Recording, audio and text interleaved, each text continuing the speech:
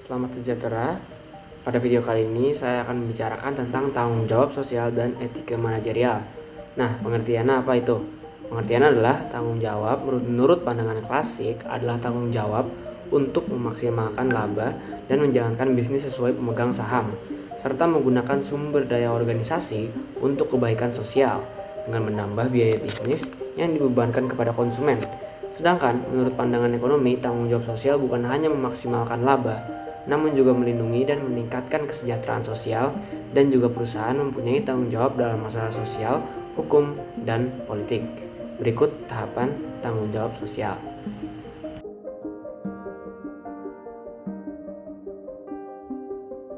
Dari kewajiban ke kecepat tanggapan. Kewajiban perusahaan untuk memenuhi tanggung jawab ekonomi dan hukum dan tidak yang lainnya. Sedangkan kecepat tanggapan sosial merupakan kemampuan perusahaan menyesuaikan diri dengan masyarakat melalui keputusan manajer. Tanggung jawab sosial merupakan kewajiban di luar yang dituntut hukum dan pertimbangan ekonomi untuk mengejar sasaran jangka panjang yang baik bagi masyarakat. Hanya sedikit bukti bahwa tindakan bertanggung jawab secara sosial yang dilakukan oleh perusahaan merugikan kinerja ekonomi secara signifikan dalam jangka panjang.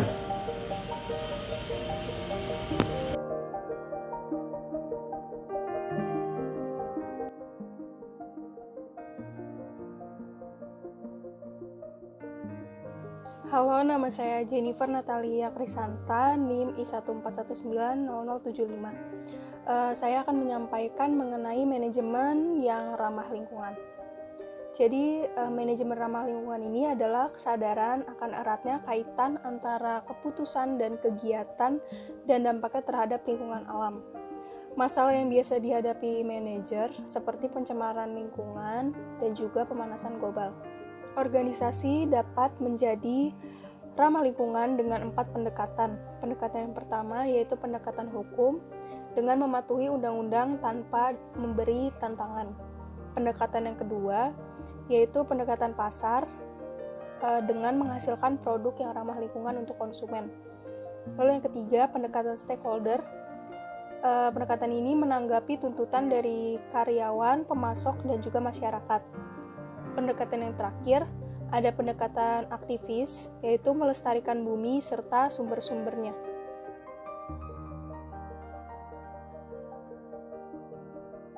Selanjutnya ada manajemen berbasis nilai.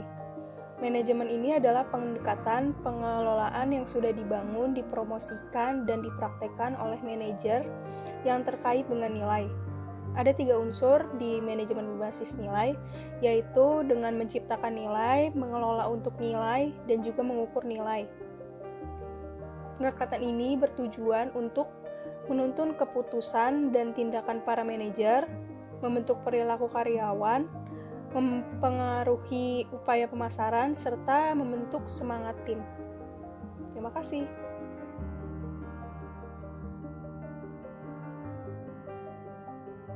Nah, selanjutnya ada etika manajerial. Etika manajerial adalah standar perilaku yang memandu manajer dalam pekerjaan mereka. Ricky Griffin dalam bukunya yang berjudul Bisnis mengklasifikasikan etika manajerial ke dalam 3 kategori. Yang pertama, yaitu perilaku terhadap karyawan.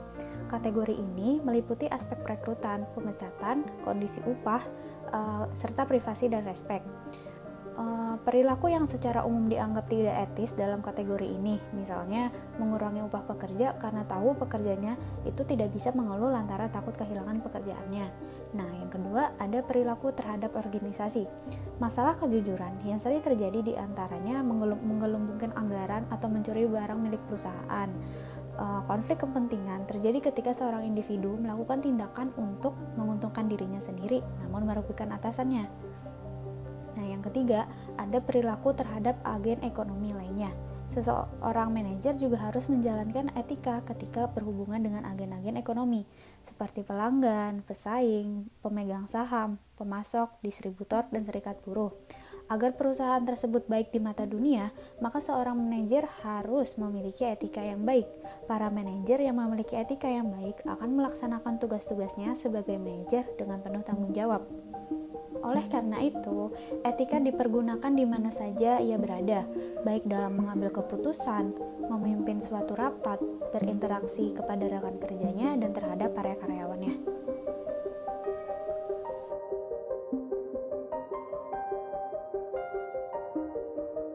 Selanjutnya adalah faktor-faktor yang memengaruhi etika karyawan. Faktor-faktor yang paling utama dalam memengaruhi perilaku etika karyawan adalah perkembangan moral. Sedangkan perkembangan moral dapat dibagi menjadi dua, yaitu ukuran kebebasan dari pengaruh luar dan tahap-tahap perkembangan moral. Ukuran kebebasan dari pengaruh luar dapat berada pada tingkat perkembangan moral individu yang akan berimbas ke karyawan lainnya. Sedangkan tahap perkembangan moral dapat dibagi menjadi karakteristik individu, desain struktur organisasi, budaya organisasi, perilaku etis dan tidak etis, dilema etis, dan intensitas dari isu etis. Semua tahapan saling berkaitan sangat erat sehingga tidak dapat dipisahkan satu sama lain.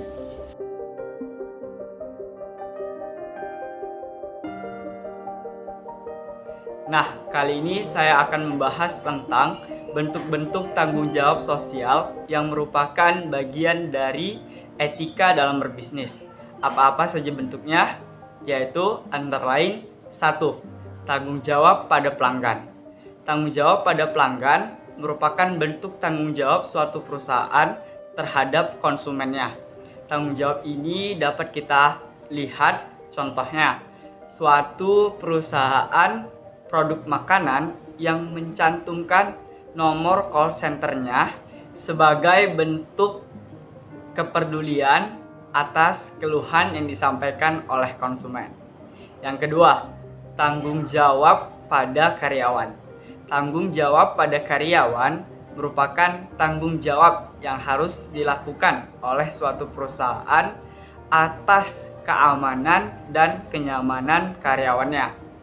Contohnya, perusahaan wajib memberikan gaji sesuai kontrak kerja yang telah disepakati, dan perusahaan juga harus memperhatikan kenyamanan fasilitas yang dirasakan oleh karyawan untuk mendukung produktivitas karyawan-karyawannya. Yang ketiga, tanggung jawab pada pemilik saham. Tanggung jawab pada pemilik saham dapat kita lihat contohnya, yaitu tanggung jawab yang dilakukan oleh karyawan dengan cara bekerja dengan giat dan menghasilkan suatu inovasi-inovasi baru untuk mengembangkan perusahaan. Ini merupakan salah satu contoh tanggung jawab pada pemilik saham. Yang keempat, tanggung jawab pada kreditor. Tidak kita pungkiri bahwa ketika kita hendak membangun suatu perusahaan, maka sebagian besar dari kita atau sebagian dari kita tentu memilih untuk melakukan kredit dari suatu instansi. Nah, apabila kita dalam mengelola perusahaan kita, namun kita terkendala akan masalah keuangan dan jatuh tempo untuk membayar kredit tadi, maka tanggung jawab kita hendaknya terus terang kepada kreditor. Misalnya, kreditor akan memberi tenggat waktu. Yang kelima, yaitu tanggung jawab pada lingkungan. Tanggung jawab pada lingkungan merupakan tanggung jawab dari seluruh orang, dari segenap pelaku-pelaku bisnis untuk bertanggung jawab terhadap kelestarian lingkungan. Contohnya dapat kita lihat, yaitu dari suatu perusahaan air mineral. Nah, itu dapat kita lihat bahwa mereka membuat iklan bagaimana cara membuang sampah atau cara memilah sampah dari produk mereka dengan cara yang baik. Yang keenam, ada tanggung jawab pada komunitas. Tanggung jawab pada komunitas ini adalah tanggung jawab suatu perusahaan ataupun suatu instansi yang telah berdiri karena partisipasi dari beberapa organisasi ataupun komunitas. Sebagai perusahaan telah diuntungkan, tentulah perusahaan itu wajib untuk bertanggung jawab ataupun mendukung setiap event-event dari komunitas tersebut. Nah, itu dia tadi bentuk-bentuk tanggung jawab sosial yang merupakan bagian dari etika dalam berbisnis. Terima kasih.